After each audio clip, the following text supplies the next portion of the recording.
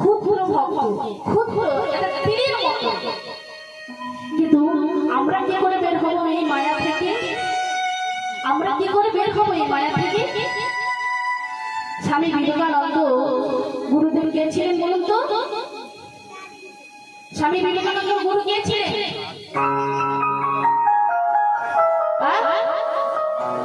রামাখেবা কি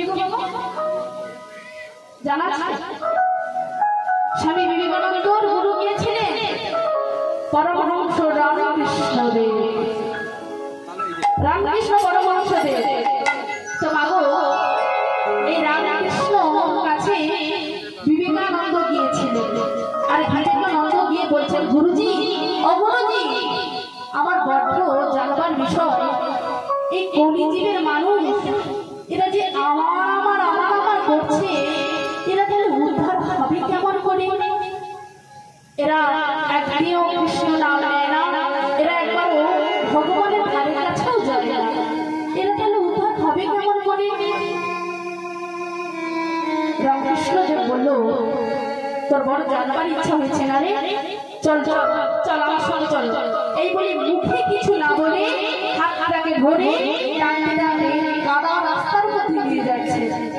আর যেতে যেতে যেতে যেতে একটা জলাশয়ের মধ্যে দাঁড়ালো, একটা জলাশয়ের মধ্যে দাঁড়ালো। আর জলাশয়ের মধ্যে দাঁড়িয়ে স্বামীজিকে জিজ্ঞেস করছে, এই বেবি, তুই কিছু দেখতে পাচ্ছিস? এই বেবি, তুই কিছু দেখতে পাচ্ছিস? হ্যাঁ গুরুজি, আমি দেখতে পাচ্ছি, আমি একটা ঘুড়ি দেখছি। বলে আর কিছু দেখতে পাচ্ছিস? না গুরুজি, আমি দেখতে পেলাম ঘুড়ির ভিতরে কিছু মাছ আর বাকিতে কিছু মাছ, কিন্তু ভিতরের মাছগুলো বাহির হতে পারছে না আর বাইরের মাছগুলো ভিতর হতে পারছে না। এটা তো আমি বুঝতে পারলাম না গুরুজি। বলে শোনো ভালো করে, তাহলে ওই ঘুড়ির ভিতরের মাছগুলো বের হওয়ার জন্য ছটফট ছটফট করছে। ওই ঘুড়ির ভিতরে বললাম, আমরা সংসারে ঘুড়ির ভিতরে প্রবেশ করেছি, কিন্তু ওই সংসারে ঘুড়ির ভিতর থেকে কেমন করে বাহির হয়ে আসবো সেটা আমরা পাচ্ছি না। সংসারের হতাশা, জ্বালা, দুঃখ, বিরহ, এই যে আর সহ্য হচ্ছে না। কেমন করে বাহির হবো, কেমন করে গুরুচরণ আশ্রয় করবো, কেমন করে গোবিন্দর চরণ আশ্রয় করবো, আমরা পাচ্ছি না। আমরা সংসারের মধ্যে থাকতে বড্ড ছটফট করছি। আর ওই বাহিরের মাছগুলো, যারা এখন ইয়াং জেনারেশন আছে, যারা এখন সংসারের মধ্যে আবদ্ধ হয়নি, তারাই মনে মনে চিন্তা করছে, কবে যে আমার বিয়ে হবে, কবে যে আমি একটা সুন্দরী মেয়েকে একটু বিয়ে করবো, কবে যে আমার ছেনাপোনা হবে, কবে যে আমার বউ আছে বলে খেয়ে নাও। তারা শুধু মনে মনে এটাই চিন্তা করছে। কেন কেন না, তারা তো এখন সংসারের মধ্যে আবদ্ধ হয়নি, তারা সংসারের আঘাত এখন পায়নি, তাই তারা সংসার করবার জন্য ছটফট ছটফট করছে। ও ঠাকুমা, আপনি তো সংসার করেছেন, সংসারের সুখ আছে? সংসারের সুখ আছে বলুন? একজন আমাকে হাত তুলে দেখান, আমার সংসার সর্বদা সুখ, আমার সংসারে কোনো দুঃখ নেই, আমি সবসময় সুখে আছি। দেখেন একজন আমাকে হাত তুলে। ওই পেছনে ঠাকুমা বলছেন, না, কেউ আমরা সুখে নেই। তাহলে আমরা কখন সুখে হব, কখন আমাদের এই সংসারটা সুখের হবে? যেদিন আমার সংসারটাকে আমি গোবিন্দের চরণে সঁপে দেব, সেদিনই আমার সংসারটা সুখ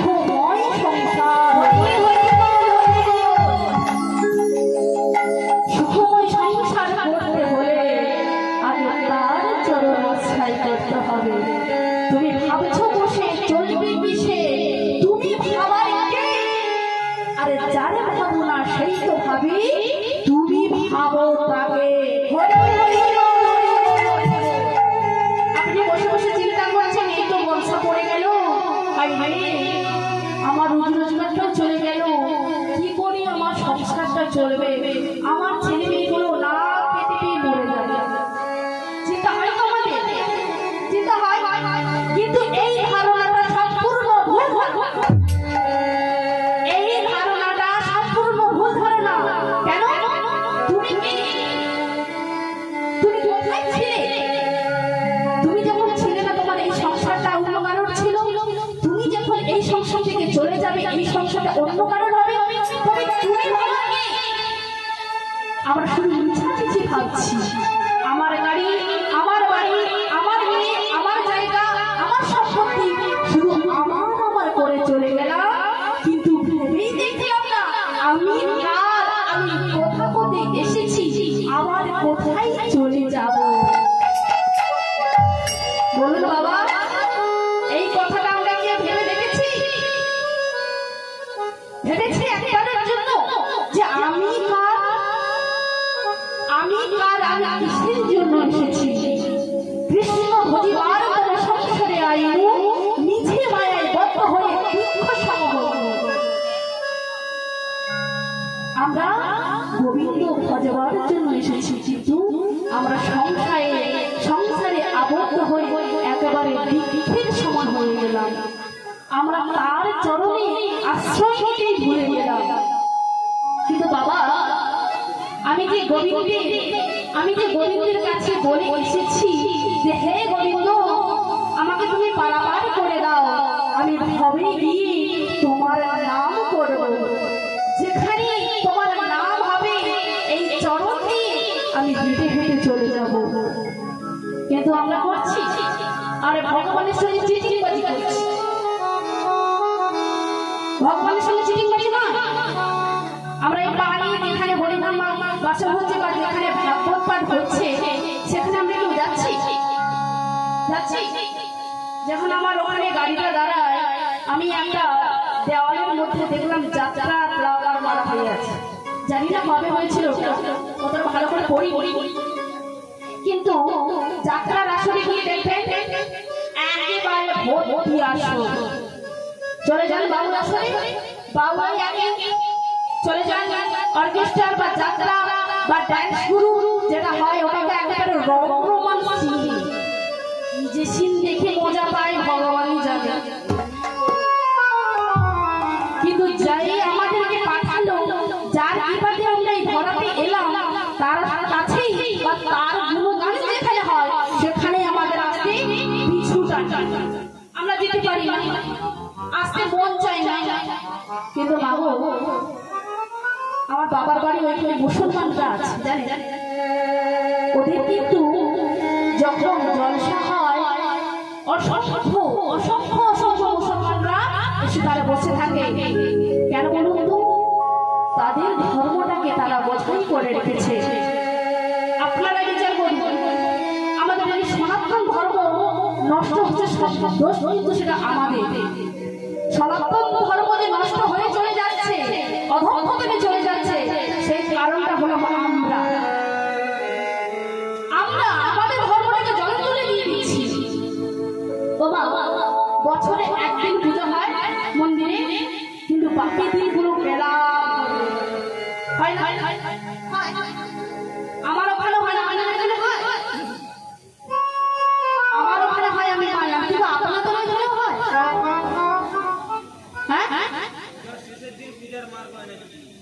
হ্যাঁ, এটা একটা বড় সিন হয়ে গেছে।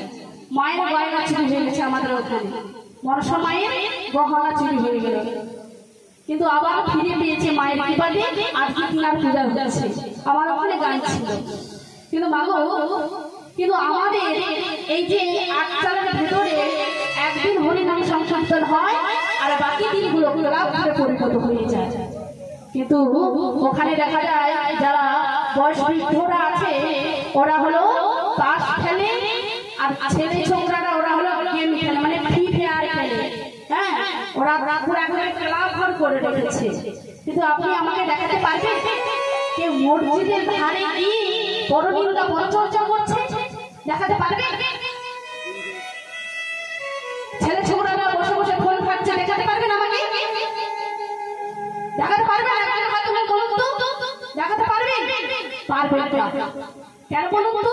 তাদের ধর্মটাকে তারা বোঝাই করে রেখেছে, আর আমাদের ধর্মটাকে আমরা নিজেরাই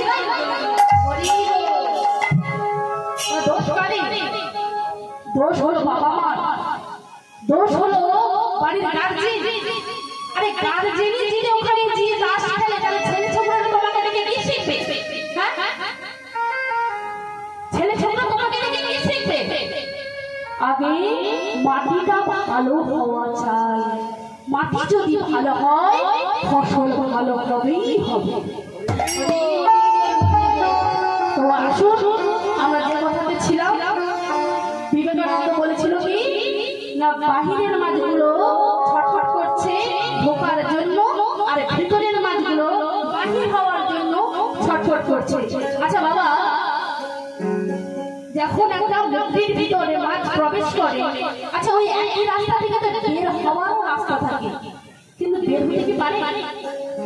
হ্যাঁ, একই তো যায়, যেই পথে যাচ্ছে সেই পথে আবার ফিরে আসে, কিন্তু যেতে কি পারছে?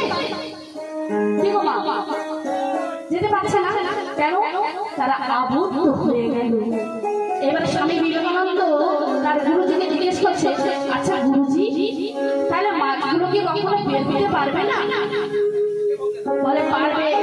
ওই দেখ মুক্তির ভিতরে একটা কাঁকড়া আছে, আর কাঁকড়া কি বলতো, মোটা মোটা দুটো দাঁড় আছে, আর ওই দাঁড় দিয়ে যদি জালটাকে কেটে দেয় তবে কিন্তু কাঁকড়াটা বাহির হতে পারবে।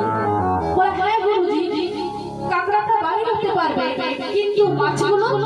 বলে শোনে না সারা শোন, ওই কাঁকড়াটার পথ যদি মাছগুলো অনুসরণ করে তবে কাঁকড়ার পিছু পিছু মাছগুলো বাহির হতে পারবে। কিন্তু সব বুঝলাম গুরুজি, কিন্তু আমি তো আপনাকে এই প্রশ্নটা জিজ্ঞেস করলাম না। আমি জিজ্ঞেস করেছি কি, যে কলিযুগের মানুষ কি করে এরা উদ্ধার হবে, কি করে এরা ভজনের সাধনের কাছে যেতে পারবে, কি করে গৌর গোবিন্দের কৃপা লাভ করতে পারবে? আমি তো সেটাই জিজ্ঞেস করলাম। আমি তো এই প্রশ্নটা জিজ্ঞেস করলাম না। বলে সঙ্গে শালা ওই কাঁকড়ার পথ যদি মাছগুলো অনুসরণ করে, তেমনি ঠিক যেমন মাছগুলো বের হতে পেরেছিল, আর এই কলিযুগে কেউ যদি গুরুচরণ আশ্রয় করে, গুরুর কৃপায় ভগবানের কৃপা পেয়ে যাবে। তাই কি বললেন, ইহজগতে এই কলিযুগে যদি কেউ গুরুচরণ আশ্রয় করে তবে ওই কাঁকড়ার মতো, ওই মাছের মতো ওই সংসারের জালটা কেটে তবেই ভগবানের কাছে যেতে পারবে। তাই শাস্ত্রে কি বলেছে, গুরু ছাড়িয়ে গোবিন্দ ভজে সেই জীব নরকে মজে। অর্থাৎ গুরুচরণ আশ্রয় করাটা আমাদের দরকার। তো এখানে গুরুচরণ আশ্রয় হয়ে গেছে সবাই? ঠিক আছে, যাদের হয়েছে হাত তুলুন তো। হ্যাঁ, হাত তুলুন। এই রেখেছেন, হাত তুলতে না, ভালো ভালো করে দেখি, আমি একটু দেখবো কাদের গুরুচরণ আশ্রয় হয়েছে। না না, এখানে সবাই হয়েছে, দুই একজন বাকি হয়ে গেছে। না দেখা রাখি না, দিদির মনে মনে বলেছে। হ্যাঁ সত্যি হয়েছে তো? ভালো। ও বাবা, এই যে গুরু দীক্ষা নিয়েছে, গুরু নাম জপেন তো? হ্যাঁ জপেন? সত্যি বলছি না, আমার মনে রাখার জন্য বলছে। গুরু নাম জপ করেন? আরে গুরুর দেওয়া যে কর্মে নাম দিয়েছে সেই নাম জপ করেন তো? হ্যাঁ এই দেখেছেন, ভুলে গেছেন? বলে সেই যে কবে দিয়েছিল সে কি আর মনে আছে? ও সিরিয়াল দেখতে দেখতে ওটা ভুলে গেছে। সিরিয়াল দেখতে দেখতে ভুলে গেছেন? হ্যাঁ, তাহলে নেওয়া না নেওয়া দুটো সমান হয়ে যাবে, জানেন তো? যদি গুরু নাম আশ্রয় করে যদি না নাম আপনি যাবেন, তবে নেওয়া আর না নেওয়া একই সমান হয়ে যাবে। গুরু নাম নিয়ে জপতে হবে। সারাদিনে 3 বার করা দরকার, কিন্তু 3 বার নাই না পারলাম,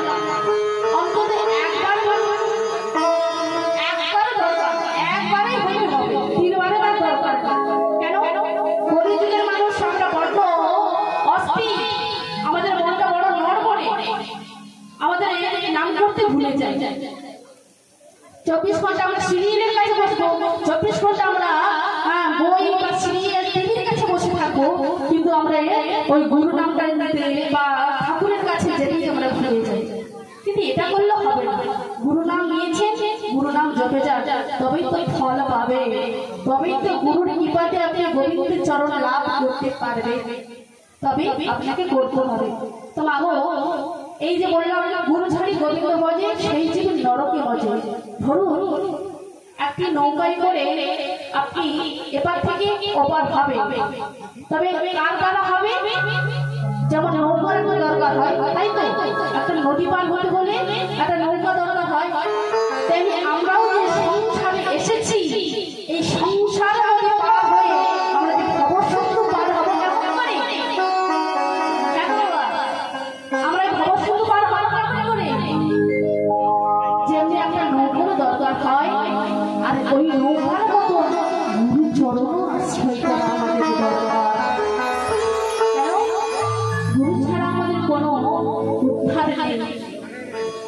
তা মাগো, সেই গুরু ছাড়া আমাদের আর কোনো উদ্ধার নেই।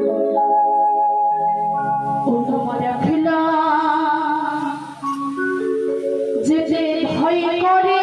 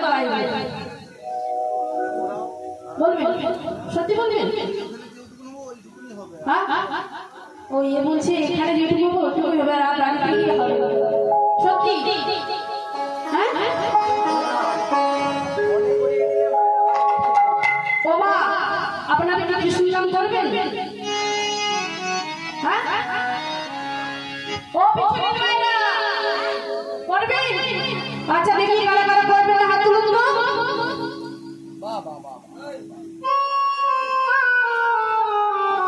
কেউ করবে না ভগবান হে প্রভু আমি কোথায় এসেছি আমি বলেছি কি কারা কারা করবে না হাত তুলুন আর আপনারা হাত তুলে দিয়েছেন যে বলেছো মাইক শুনে আমরা কিছু বুঝতে পারি না জড়িয়ে গেছে আসলে না না এটা থেকে বোঝা যায় না করবে তাই আগে থেকে হাত তুলে দিয়েছে না না সবাই করবেন তো সত্যি সিরিয়ালে রিপিট হ্যাঁ সিরিয়ালে রিপিট করবেন তো তার হাত সবাই অ্যাকশন আচ্ছা সামনে অনেকটা কিন্তু জায়গা আছে একটু এগিয়ে আসুন তো পেছনের মায়েরা বুঝতে পারে না আগে আসুন লজ্জা করছে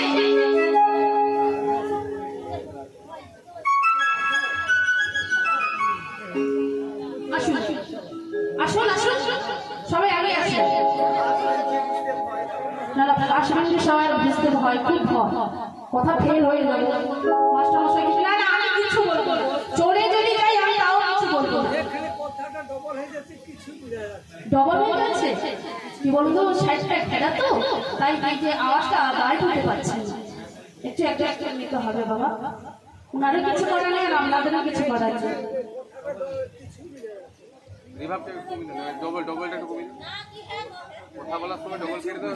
বোঝা যাচ্ছে না ঠিক আছে কাকু একটু ভিডিওটা কমিয়ে দাও ঠিক আছে এবার কি কারা কারা করবেন এবার বোঝা যাচ্ছে আচ্ছা এবার শোনা যাচ্ছে তো যারা যারা করবেন এবার হাত তুলুন না না যাদের যাদের হাত আছে কিনা ভাই তুলুন যাদের নেই কষ্ট করে একেবারে তোলা দরকার নেই বুঝলেন যাদের আছে তারা হাত তুলুন হাত তুলুন হ্যাঁ যদি এই জন্মে হাত থাকতে থাকতে যদি না আপনারা হাত তোলেন এই পরের জন্মে হাতের জায়গায় দুটো পা দিয়ে দেবে এর মধ্যে গেল এই হাতের জায়গায় যখন দুটো পা হয়ে যাবে কি হয়ে যাবো হ্যাঁ পরশুগুলো চলে যাবে একেবারে তাই পরশুগুলো যাওয়ার দরকার নেই বাবু হাত তুলে দিন কাজ নিতে যায় নিদাই বল হরি বল সবাই মিলে ও দুটি বাহু তুলে করো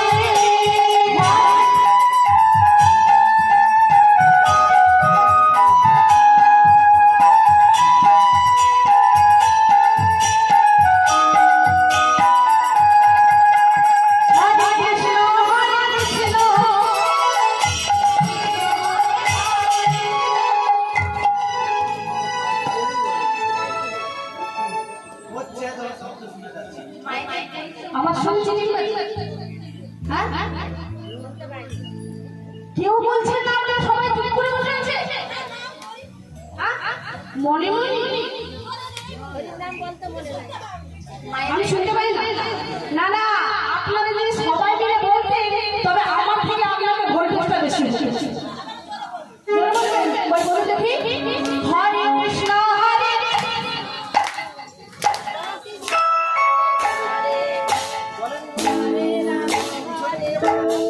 হচ্ছে না, বাকি হচ্ছে না, কিন্তু জিরো গল্প থেকেও বেশি। ও লজ্জা লাগছে নাকি গো? ও এখানে হরিনাম আপনাদের গাইতে লজ্জা হয়, আর যখন ইলেকশনের সময় যখন আসবে ঝান্ডাটা নিয়ে বলবেন কি দিতেই হবে, এই চিহ্নে দিতেই হবে, তখন গলা বেরিয়ে যায়। যখন ওই ঝগড়াটা হয়, ওরে বাবা রে, একেবারে কান পাতা যায় না, তখন গলা বেরিয়ে যায়। আর হরিনামে ভাল লাগে না, সত্যি লজ্জা